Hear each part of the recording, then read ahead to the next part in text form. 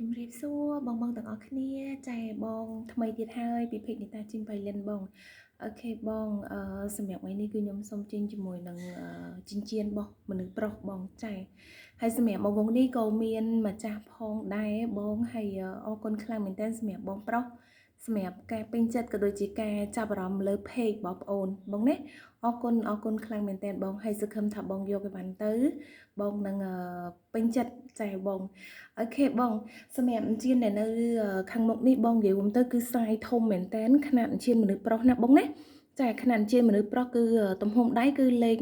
24បងចា24គឺយើងដាំជាមួយនឹងប្រភេទត្បូង